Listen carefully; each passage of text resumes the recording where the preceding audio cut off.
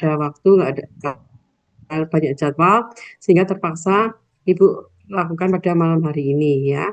Jadi untuk pelaksanaan praktikum ilmu penyakit ikan dan udang itu akan dilaksanakan mulai Senin besok tanggal 6 dan Selasa. Jadi besok Senin pagi nanti tolong dilihat apa rombongannya, kalian masuk hari Senin atau hari Selasa. Jadi nanti ada kalau nggak salah 5 sampai 6 rombongan dalam di hari Senin dan juga di Selasa ya. Jadi tiap rombongan seperti praktikum patologi yang lain bahwa terdiri dari 20 mahasiswa ya. Jadi rombongan 1 20 mahasiswa. Di mana nanti masing-masing masing-masing acara praktikum nanti ada 10 preparat yang telah kita siapkan. Jadi 20 itu dibagi satu kelompok selatan, kemudian kelompok utara ya. Jadi seperti praktikum pada patologi umum ataupun juga patologi sistemik ya. Kemudian nanti untuk acaranya, jadi untuk pertama besok masih kita belajar normal histologi normal pada ikan ya. Jadi kalian sudah mendapat materinya ya, di mana itu merupakan refresh ya. Jadi materi histologi normal pada ikan. Mengapa ini perlu kita sampaikan? Karena ada beberapa organ ikan itu yang agak berbeda dengan mamal ya, sehingga kalian sebelum masuk ke materi patologi alangkah baiknya kita belajar organ normal dulu ya, begitu ya. Kemudian untuk praktikumnya nanti ada kira-kira ada 4 sampai 5 acara untuk praktikum kering, kemudian nanti ada juga praktikum basah yang itu berupa praktikum nekropsi ikan dan udang ya. Itu nanti di akhir acara saja ya. Kita lakukan praktek nekropsi pada ikan ataupun juga pengambilan sampel ataupun pemeriksaan sampel pada ikan ya. Kemudian apalagi ya, jadi untuk nilai juga sama ya, jadi nanti praktikum kita ambil nanti 20% untuk nilai akhir semester ya. Ada yang tanya dulu sampai di sini sebelum kita mulai untuk asistensi patologi umumnya? Halo? Ada yang tanya? Kok diam semua, tidur loh? Halo, Belum halo? ada, Dok. Nggak ada? Ini pada tidur apa pada apa tuh? Kok diam Belum semua? ada, Dokter.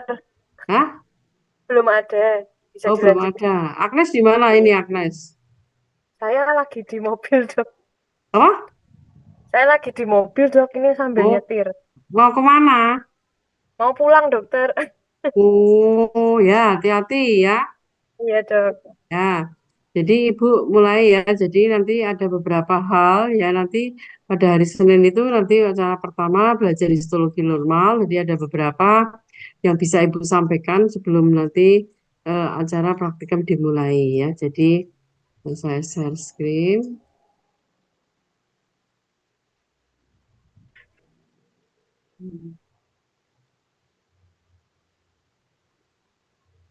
Kelihatan ya?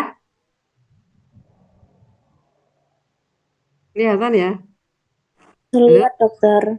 Oke ya. Jadi untuk belajar histologi normal, saya yakin kalian sudah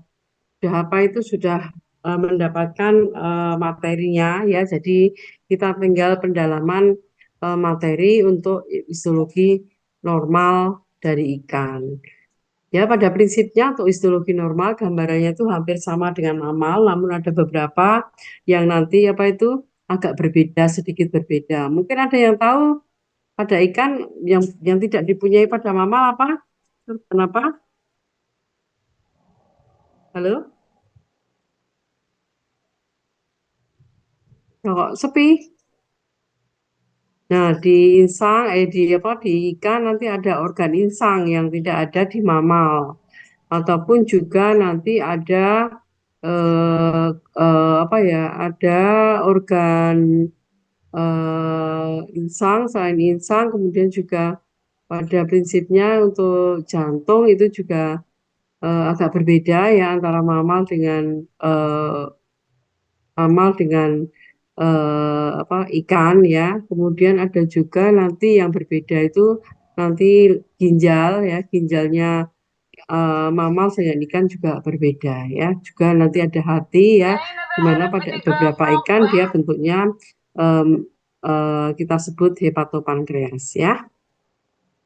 Nah, jadi pertama kita belajar organ mata ya. Jadi ada beberapa nanti mengapa ini organ mata itu perlu kita sampaikan karena ada beberapa nanti penyakit yang spesifik yang ditandai perubahan pada mata. Kalian sudah belajar misalnya infeksi bakterial di mana nanti perubahan yang spesifik itu pada daerah mata ya, di mana ada yang disebut dengan exophthalmos, kemudian pupil condition, kemudian mata yang berwarna keruh, keabuan, nah itu ya bisa dilihat nanti perubahannya pada mata ya, sehingga untuk histologi mata itu juga nanti sangat perlu kita sampaikan ya, gitu ya. Kemudian ini adalah lapisan-lapisan mata ya, pada prinsipnya untuk mata itu bisa hampir semirip dengan mamal ya, di mana ada beberapa layer yang bisa kita amati untuk apa itu untuk pada untuk histologinya ya. Jadi ada nervous fiber layer, kemudian ganglion layer, inner plexiform layer, inner nuclear layer ya, kemudian outer nuclear layer ya. Kemudian ada retinal yang berpigmen ya, kemudian ada lapisan koroid yang itu nanti penanda bahwa itu adalah pemberi warna pada ikan, di mana itu nanti yang retinal pigmen ataupun juga koroid nanti ada warna pigmen yang berwarna kecoklatan ya.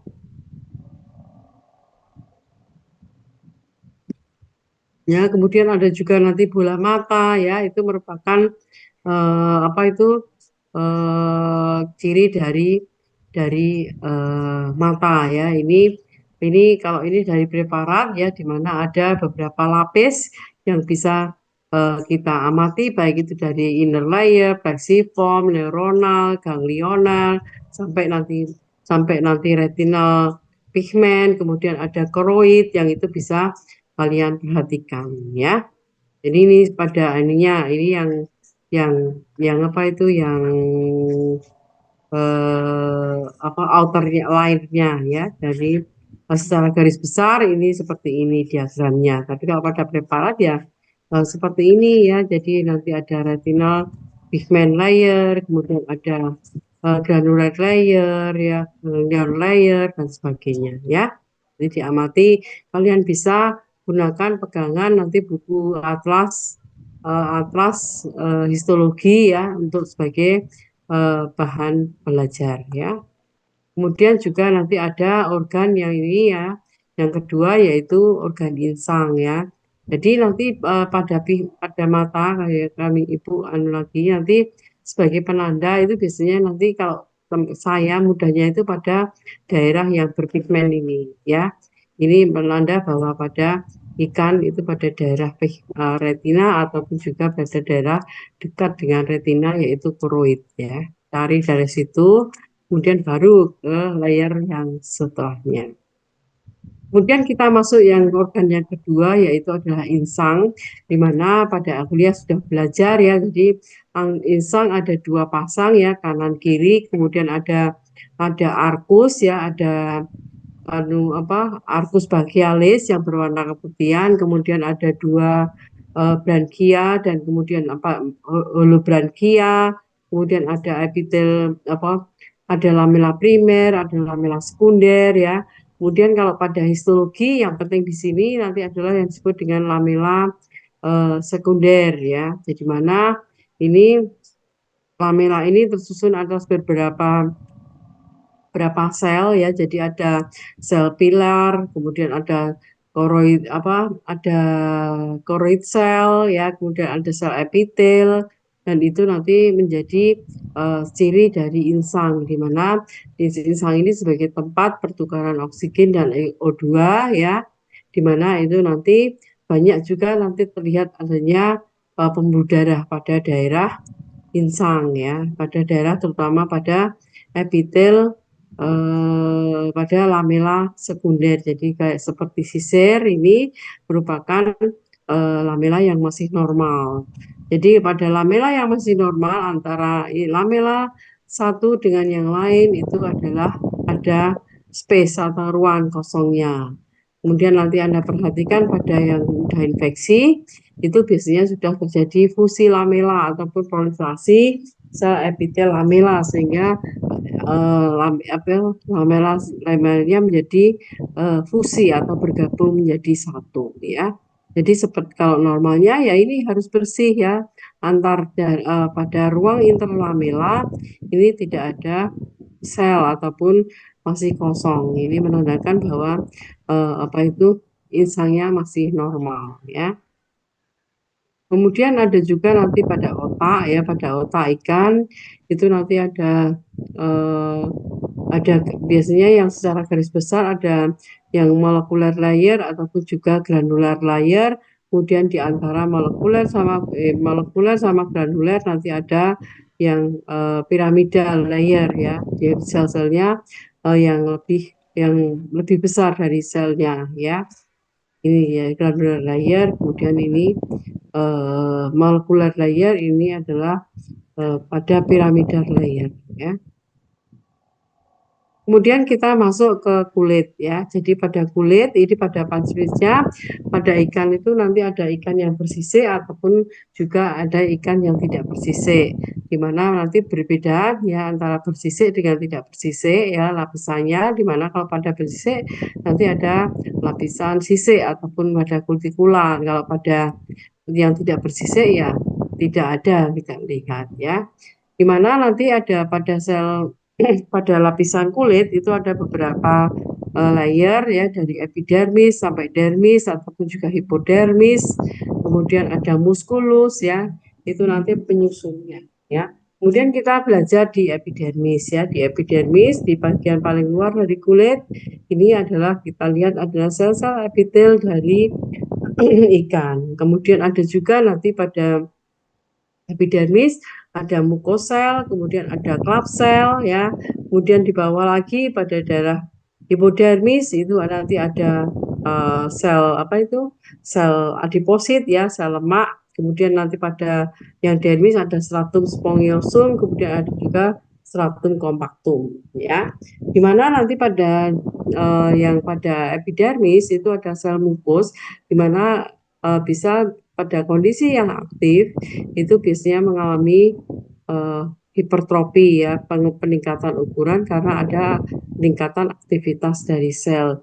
Ini biasanya pada kondisi misalnya ada agen infeksi ya, ataupun ada perubahan dari pada ikan ya, misalnya kolamnya salinitas terlalu tinggi, itu bisa terjadi hipermukus ya, mukusnya menjadi lebih aktif ya, ataupun juga pada agen infeksi biasanya nanti mukusnya aktif, biasanya secara makroskopi kita lihat adanya lendir ya.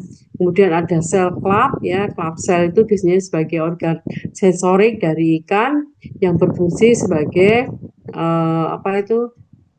sensor atau penanda jika ada musuh atau lawan yang mendekatinya, sehingga ikan itu tidak tertangkap ya. Jadi coba kalian megang ikan itu ya tidak akan dapat ketangkep ya, karena dia punya yang disebut dengan klap sel ya, organ sensorik pada ikan ya. Kemudian pada hipodermis, nah kemudian di lapisan lapisan dermis ada juga nanti pada yang memberi warna pada ikan, yaitu adalah pigmen ya, baik itu kita sebut dengan melanopur itu kalau coklat ya, secara umum kita sebut. Kemudian ada xanthopur, ada iodofor ya, kemudian ada redofor ya, tergantung dari apa itu warna dari ikan itu. Sehingga mengapa kok ikan itu berwarna-warni? Karena di daerah dermis ini ada yang disebut dengan pemberi warna atau kromatofor ya. Kalau ini warnanya apa? Ya, ini warnanya hitam ya, kehitaman kan ya, melanin ya, coklat kehitaman. Berarti ini ikannya warnanya eh, coklat kehitaman atau ke arah hitam ya.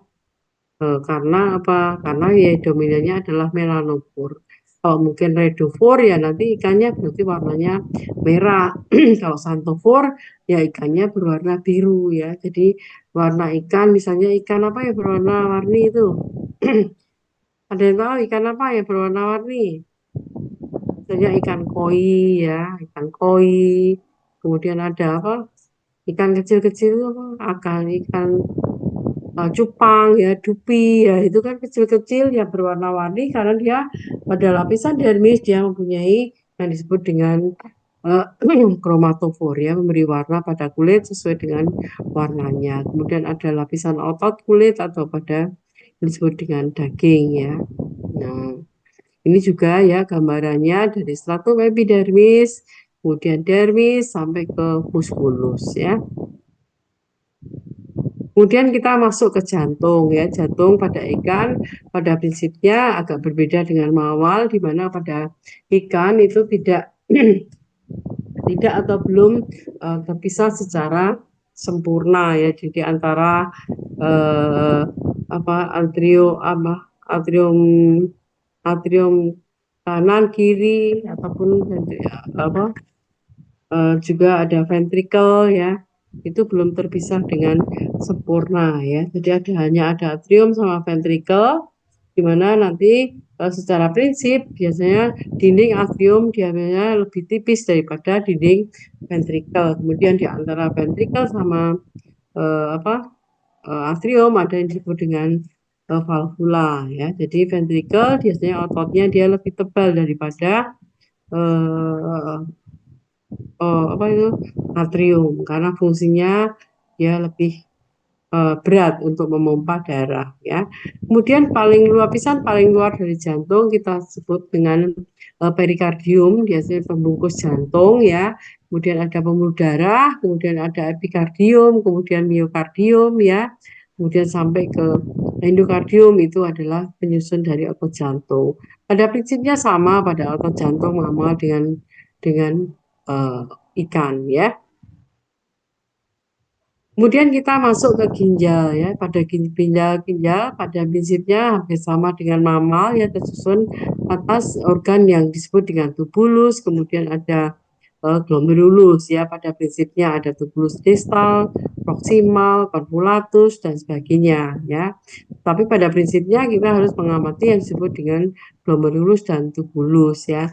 Kemudian yang membedakan dengan mamal di mana organ ginjal pada ikan ini juga dia apa itu berfungsi sebagai hematopoietic system sehingga dia nanti di antara intertubuli atau daerah interstisial dari ginjal itu nanti kita lihat adanya sel-sel hematopoietik ya, sel-sel pembentuk darah. Ini pada ikan adalah sesuatu yang dianggap normal karena apa? Karena memang fungsinya dia sebagai organ hematopoietic system juga ya, baik itu nanti pada pembuat darah ataupun juga nanti destruksi dari eritrosit ya. Jadi kalau nanti lihat ini kok seperti anu ya interstisialnya ada sel radangnya, ada sel-sel darahnya. Nah, itu kalau pada ginjal ikan itu masih itu adalah normal karena dia memang sebagai organ hematopoietik, kemudian reticuloendothelial system, selain dia ekskresi ataupun juga nanti organ kelenjar hormon ya. Jadi ada tubulus sama dengan mamal, tubulus dia tersusun atas epitel tubulus ya, tubulus ginjal ya, jadi koluner, kemudian juga ada apa itu ada glomerulus tersusun atas sel-sel mesangial sel ya. Tapi yang pada prinsip kalian lihat pada daerah interstisial ginjal itu ada banyak sel-sel pembuat darah yang membentuk darah hematopoiesis sistem ya. Kemudian kita masuk ke hati ya. Jadi hati ya, pada beberapa ikan dia itu disebut dengan hepatopankreas ya. Jadi pankreas sama hati dia menjadi dalam satu lokasi, satu organ ya. Jadi ini cirinya yang mana? Yang pankreas biasanya warnanya lebih kemerahan, eosinofilik dibanding sel-sel hati ya. Sel-sel hati bentuknya sama ya, hepatosit ya. Jadi poligonal, kemudian tersusun antara inti dan juga sitoplasma.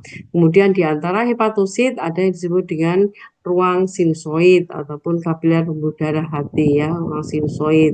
Kemudian ini yang disebut dengan hepatopankreas, di mana kalian lihat adanya warna yang bergranula ya, merupakan yang disebut dengan kelenjar dari simukin ya, yang dihasilkan oleh sel-sel asini untuk membantu proses pencernaan pada ikan ya. Jadi warnanya merah ya, bergranula. Ini adalah kelenjar simukin ya, pada yang dihasilkan oleh sel-sel asini, merupakan ciri dari pankreas ya.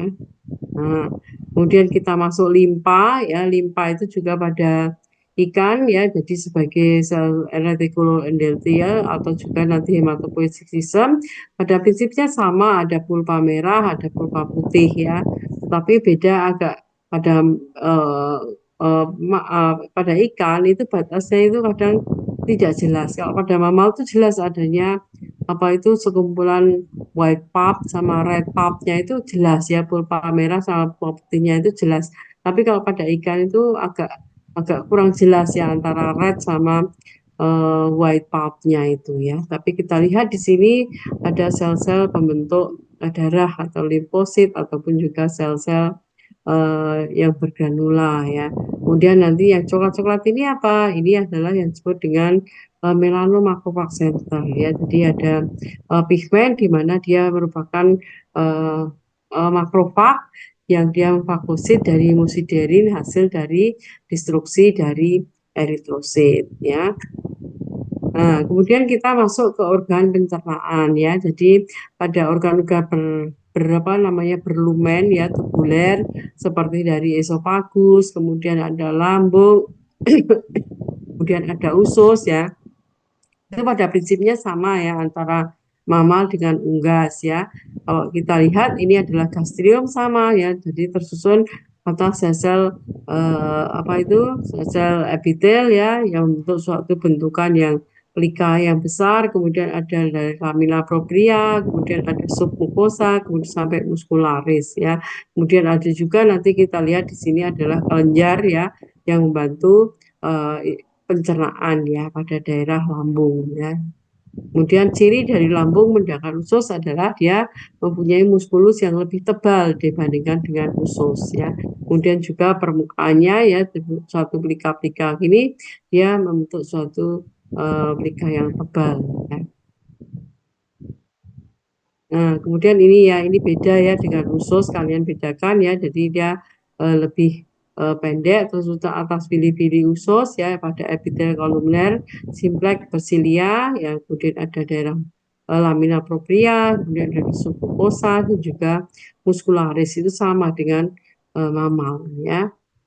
Nah, kemudian ini juga, ini gambaran usus, biasanya ini usus yang lebih panjang itu pada daerah usus yang bagian depan, yaitu pada daerah jejunum ya, di mana dia vili-vilinya itu panjang ya, beda dengan vili pada usus yang pada daerah yang belakang biasanya lebih pendek, tapi susunannya nanti ada agak berbeda ya, pada duodenum nanti banyak menjulur ya, banyak panjang-panjang ya, kemudian ada epitel kolumner, kemudian ada juga nanti sedikit sekali nanti kita lihat adanya sel apa itu sel pertahanan ya, limfosit ataupun heterofil ya. Tapi kalau pada semakin ke belakang nanti kita banyak lihat adanya Pletspire ataupun banyak kumpulan sel-sel apa itu sel-sel pertahanan untuk pada daerah pencernaan bagian belakang ya. Kemudian kita lihat pada lapisan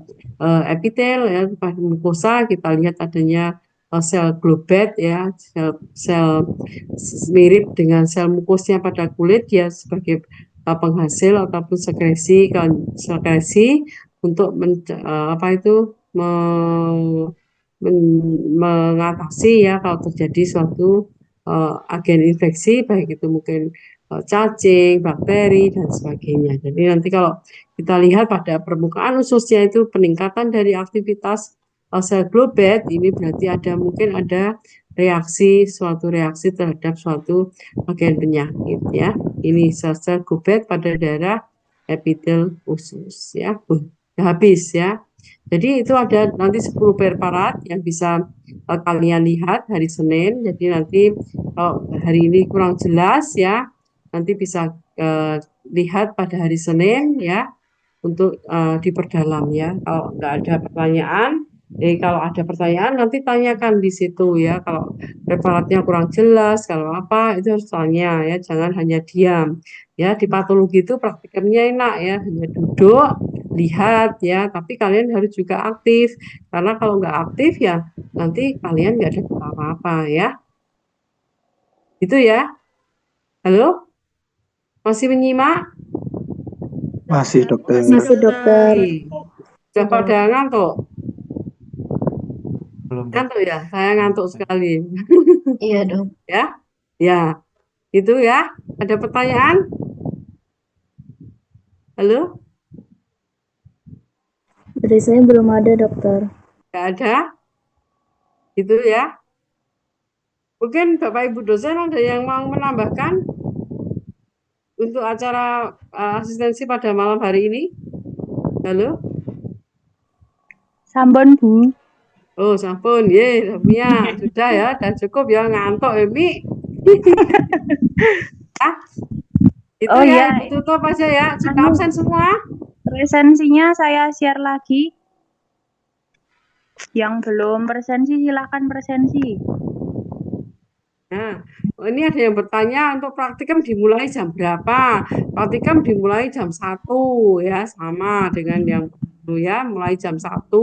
Kira-kira nanti satu rombongan itu 30 sampai 45 menit. Jadi kalian perhitungkan yang rombongan 1, 2, 3, 4 itu jam berapa datangnya ya. Kalau kamu rombongan 1 ya datang jam 1. Kalau rombongan 2 ya berarti datangnya jam 2 kurang seperempat atau setengah 2 sudah siap di lab gitu ya. Jadi satu rombongan kira-kira 45 menit gitu ya. Halo?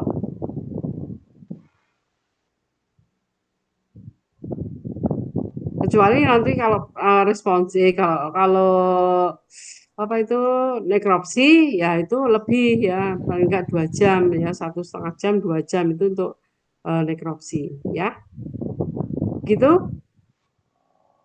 Ada yang tanya lagi? Hah? Ada yang tanya? Nggak ada? Sudah tidur semua?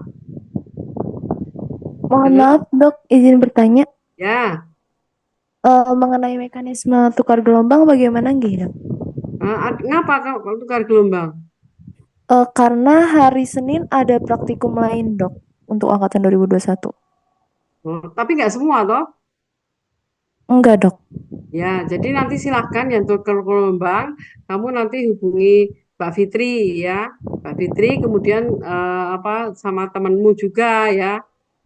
Ya, hubungi Mbak Admin, Mbak Fitri. Nanti Mbak saya mau tukar gelombang karena ada gitu ya. Bapak, ada lagi yang nanya? Halo. Kemudian yang perlu kalian ingat ya bahwa patologi itu tidak ada inhal ya. Jadi kalau kalian masuk ya udah dianggap sudah apa itu sudah praktikum ya. Jadi tidak ada inhal. Tapi nanti kalian juga masih diberi misalnya nanti praktikumnya Senin Selasa, misalnya nanti masih kurang waktu, nanti preparat masih kita pasang ya. Kita pasang, kalian masih bisa misalnya pada waktu Rebo, Kamis, Jumat itu masih ada waktu, kalian bisa melihat lagi ya. Itu ya. Jadi tidak ada inhal ya. Ada yang tanya? Halo, halo. Sudah semua? Nah, kok diam semua toh? Ngantuk ya?